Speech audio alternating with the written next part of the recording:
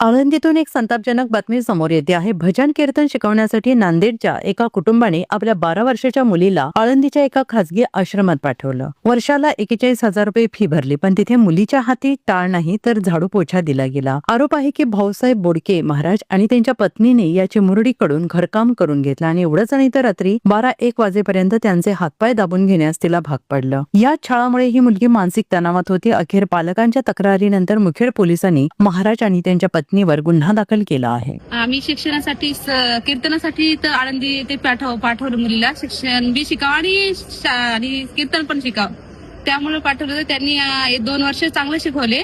या दिवाळीपासून तिला घरातली संस्थेतली भांडे घासायला लावणं, कपडे धुवायला लावणं, फरशी साफ करायला लावणं, बाथरूम साफ करायला लावणं आणि शाळेतही पाठवून दिले नाहीत. त्यांनी म्हणत होते की बाळ तू आमचीच मुलगी आहेस, ताईसोबत घरातली कामं करू लाग, तुला आम्ही पास करून टाकतो असं म्हणून लेकराला कामं लावलेत. आणि तिचे पाय पण सगळे नासून गेलेले आहेत, रक्त निघत होते तिच्या पायातून.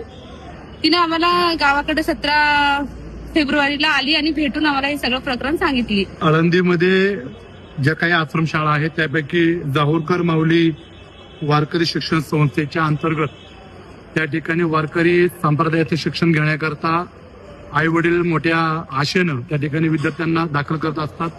नुकतं त्या ठिकाणी वयाच्या 12 वर्षाची असलेली मुलगी शिक्षण घेण्याकरता त्या ठिकाणी आई वडिलांनी दाखल केली होती, परंतु तिच्याकडनं अतिशय चुकीच्या पद्धतीनं त्या वारकरी संप्रदायातलं कामकाज करून घेण्यात आलं. त्याच्यामध्ये ते जे भाऊसाहेब माधवराव बोडके महाराज म्हणून जी संस्था चालवतात ते संस्था चालक या मुलीकडनं हातपाय दाबून घेण्याचे काम, त्याचबरोबर आश्रमामधले धुणभांडी करून घेण्याचं काम, अतिशय चिंताजनक आणि चुकीच्या पद्धतीची कामं त्या मुलीकडनं या ठिकाणी करून घेण्यात येत होती.